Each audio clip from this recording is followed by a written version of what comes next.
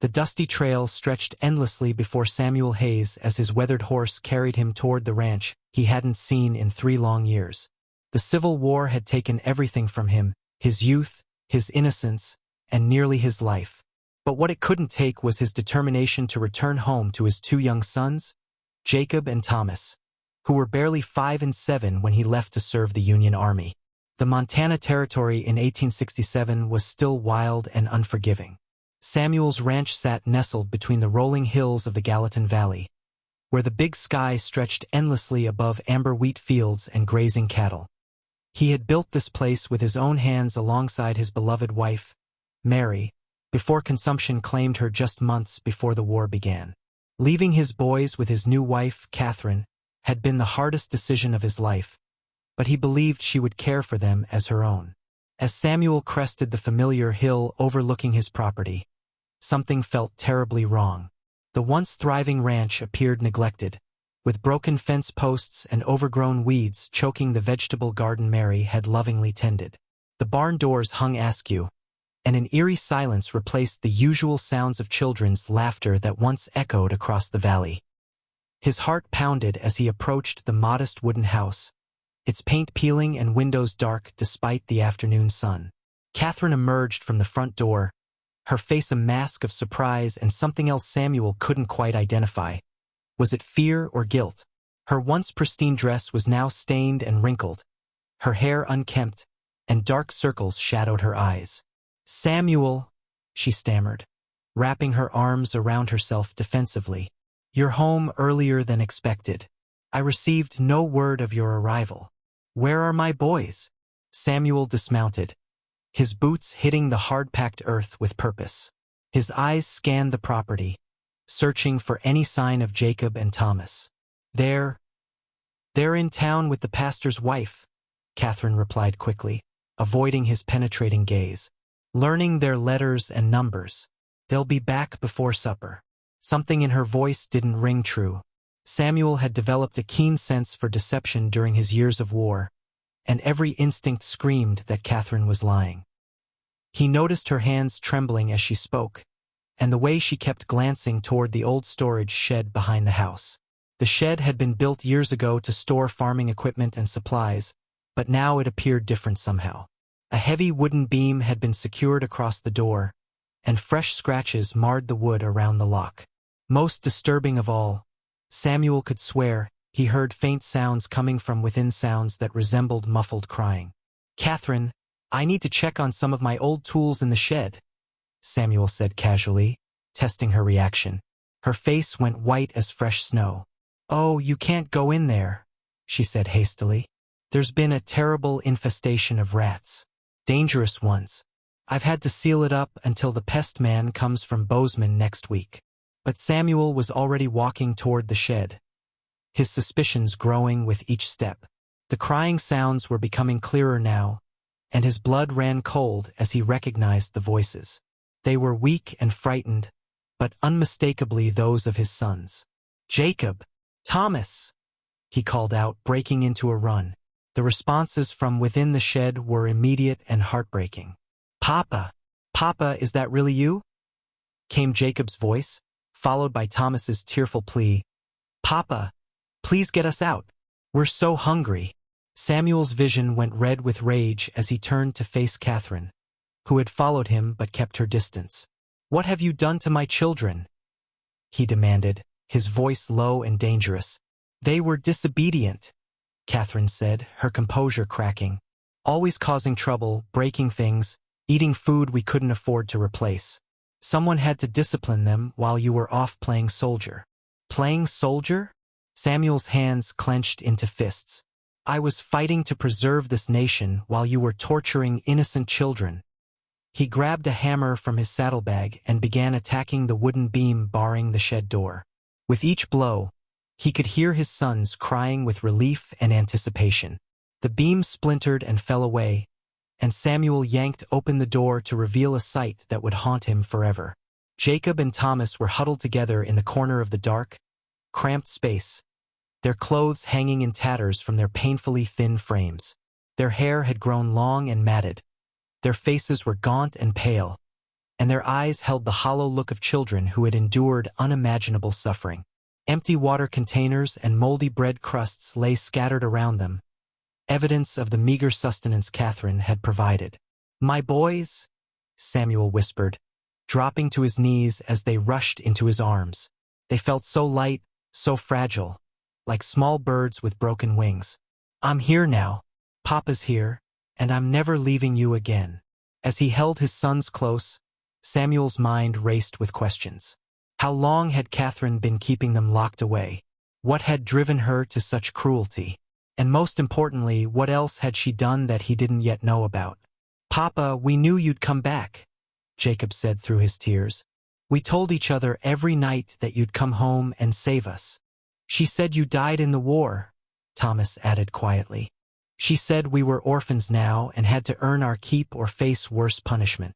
Samuel's jaw tightened as he looked back at Catherine, who stood frozen by the house, her face a mixture of defiance and terror. But there was something else in her expression, something calculating and cold that made Samuel realize the situation was far more complex than simple cruelty. "Boys, go to the house and get some water," Samuel instructed gently. "There's bread in my saddlebag and jerky too. Eat slowly, your stomachs aren't used to proper food yet." As his sons hurried toward the house, Samuel approached Catherine with measured steps. Up close, he could see details he had missed before. Her dress wasn't just stained. There were what appeared to be bloodstains on the sleeves. Her fingernails were caked with dirt, as if she had been digging recently. And around her neck hung a gold locket that Samuel recognized as belonging to his deceased wife. "That locket belonged to Mary," he said, pointing at the jewelry. "Where did you get it?" Catherine's hand flew to her throat protectively.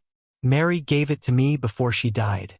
She wanted me to have something to remember her by." "That's impossible," Samuel said coldly. "Mary was buried wearing that locket. I placed it around her neck myself before we closed the coffin. And my sons have been locked in that shed for how long?" "3 months," Catherine admitted.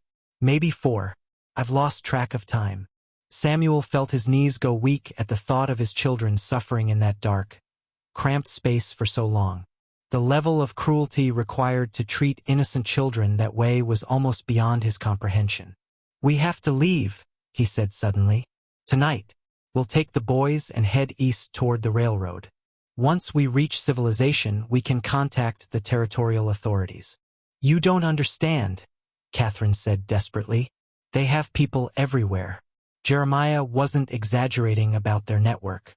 "They'll find us within a day or 2, and when they do, then we'll have to make sure they don't find us," Samuel replied grimly. He went into the house to check on his sons, finding them huddled together under Mary's old bed as he had instructed. Their eyes were wide with fear, but they seemed to have regained some strength from the food and water. "Papa, who were those men?" Jacob asked. "Bad men who won't be bothering us much longer," Samuel promised. "Boys, I need you to listen carefully. We're going to take a trip tonight. A long trip to somewhere safe." "Are we leaving the ranch forever?" Thomas asked. Samuel's heart ached at the question. This land represented everything he and Mary had worked for, everything they had dreamed of building together. But keeping his sons alive was more important than any property. "Maybe," he said honestly, "but wherever we go, we'll be together. That's what matters most."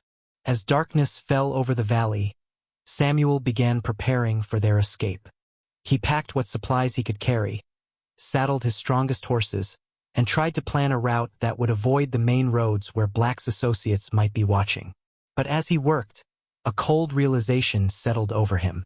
Even if they managed to escape, they would be running for the rest of their lives. Men like Jeremiah Black didn't forgive or forget, and they had the resources to track down fugitives across vast distances. There had to be another way, something that would end this threat permanently and allow his family to live in peace. That's when Samuel remembered something from his war days, a tactic that had served him well when facing superior numbers. Instead of running from the enemy, sometimes the best strategy was to strike first, hard and decisively. Catherine had mentioned that Black's operation depended on a network of informants and associates throughout the territory.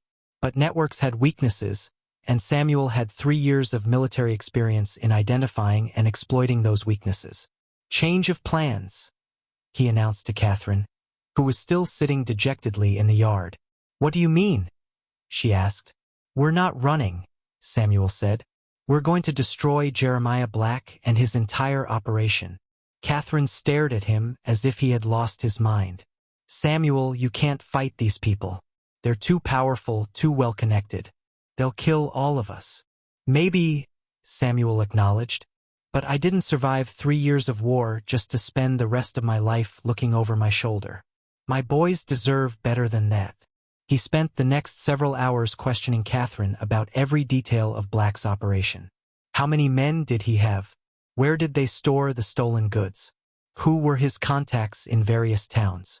How did they communicate with each other? Gradually, a picture emerged of a criminal enterprise that was both extensive and vulnerable.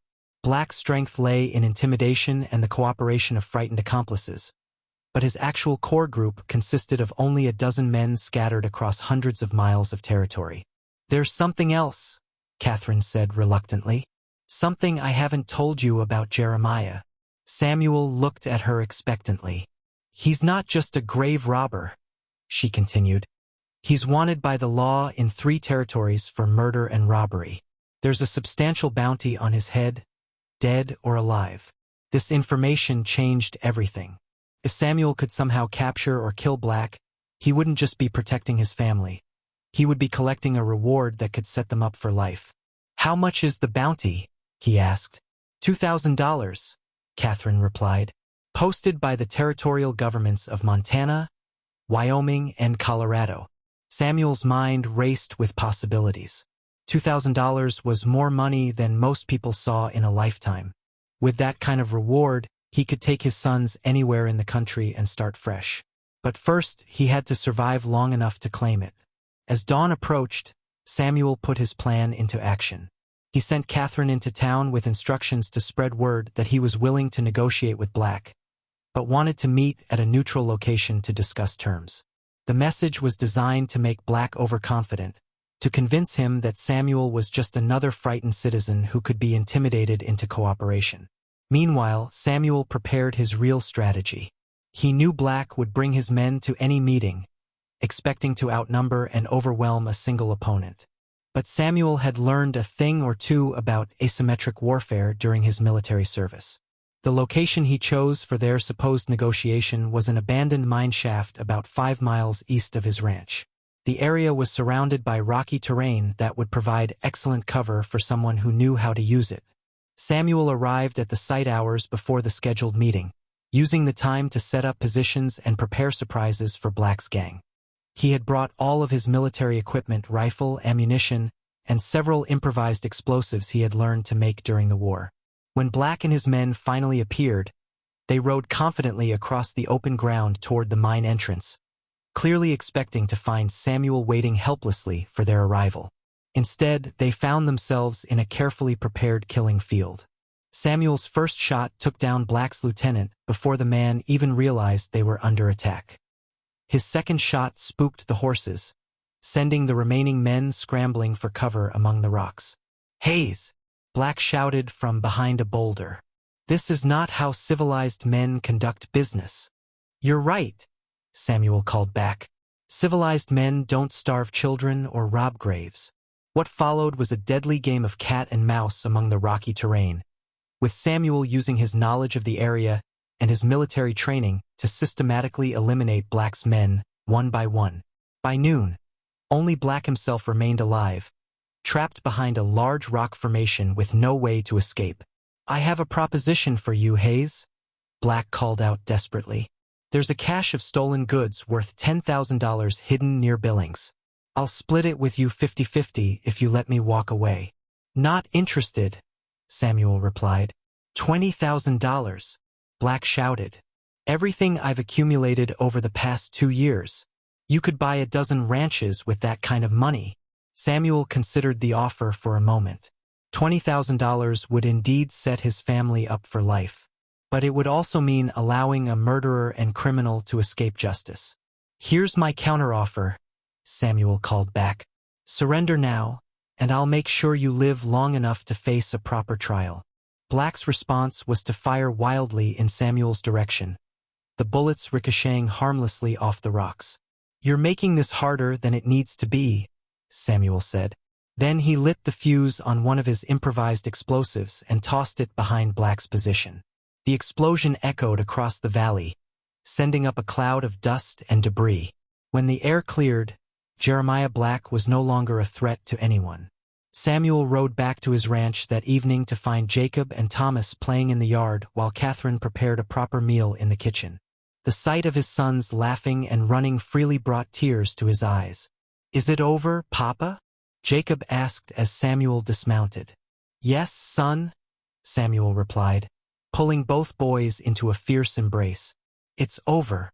The bounty money from Black's capture, combined with the recovered stolen goods, provided more than enough resources for Samuel to rebuild his ranch and give his sons the life they deserved.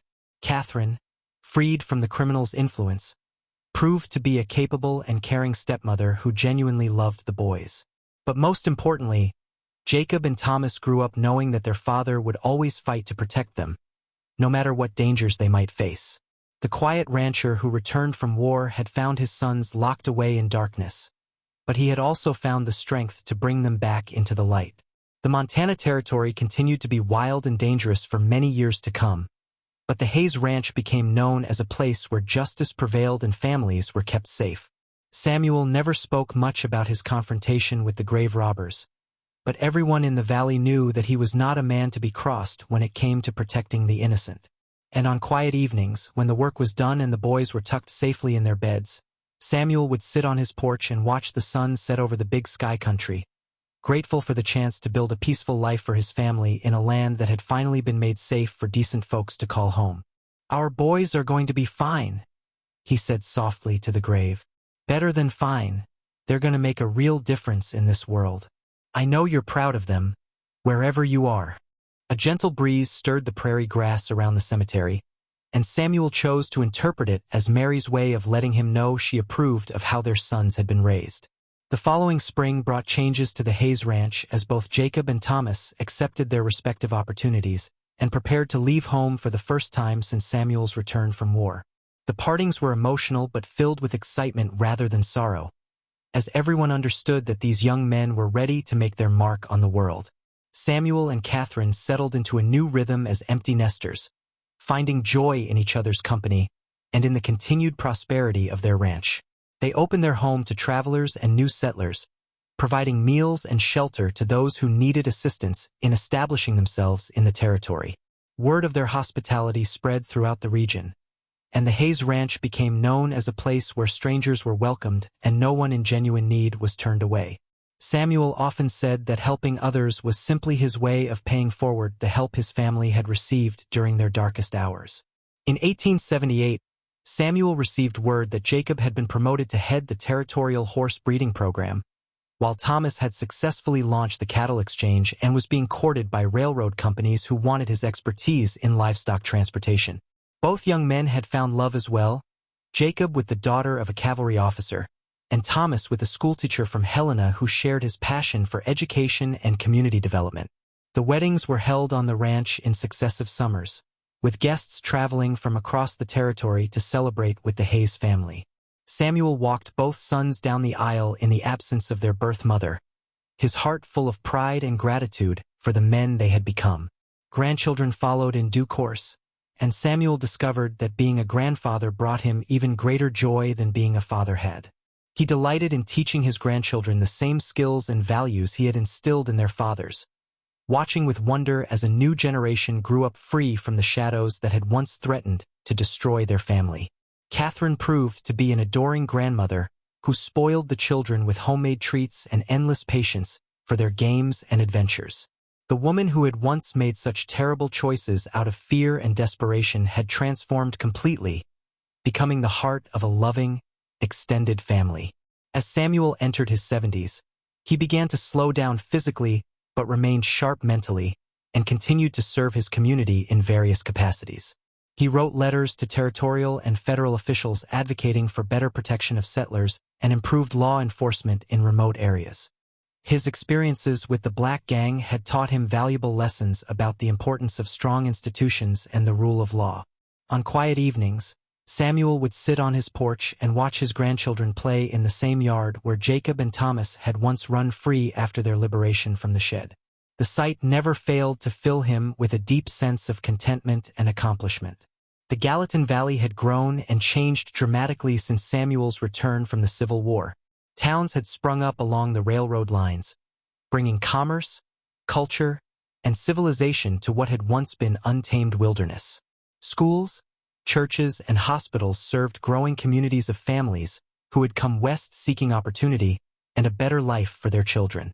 Through all these changes, the Hayes Ranch remained a constant, a symbol of what could be achieved through determination, integrity, and an unwavering commitment to family.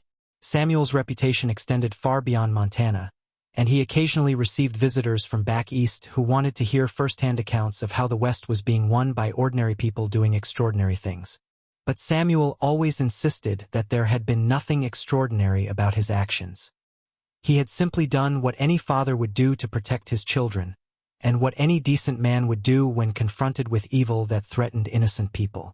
The real heroes, he would tell his visitors, are the people who choose forgiveness over revenge, who build rather than destroy, and who never give up hope even in the darkest of times. As Samuel approached his 80th birthday, he began to experience health problems that forced him to turn over more of the ranch operations to his sons and sons-in-law. But his mind remained clear, and he spent his final years writing detailed memoirs of his experiences, hoping that future generations might learn something valuable from his struggles and triumphs. The memoir began with his childhood in Ohio, covered his military service during the Civil War, and devoted considerable attention to the events surrounding his homecoming and the rescue of his sons. But the bulk of the book focused on the years of rebuilding and growth that followed, emphasizing the themes of redemption, family, and community that had defined his life. Samuel Hayes died peacefully in his sleep on a warm summer night in 1889, surrounded by his family and secure in the knowledge that his legacy would live on through his children, grandchildren, and the countless lives he had touched throughout his long and meaningful life. His funeral drew mourners from across the Montana Territory and beyond, with testimonials from territorial officials, fellow veterans, business leaders, and ordinary citizens whose lives had been improved by his example. But the most powerful tribute came from Jacob and Thomas, who spoke movingly about the Father who had saved them from darkness and taught them how to live with honor and purpose. The Hayes Ranch continued to prosper under family management for many generations, becoming one of the most successful and respected operations in Montana. The original homestead was eventually designated as a historical site, with the rebuilt shed serving as a museum dedicated to the story of survival, redemption, and the triumph of good over evil. And in the family cemetery where Mary was buried, a new headstone appeared bearing Samuel's name and a simple inscription chosen by his sons: Devoted Father, Protector of the Innocent, Builder of Dreams. Below those words, in smaller letters, was added the phrase that had guided his entire life: A man's true strength is measured not by his ability to wage war, but by his commitment to securing peace for those he loves. The quiet rancher who had returned from war to find his children locked away in darkness had indeed brought them into the light, and that light continued to shine brightly for all who followed in his footsteps.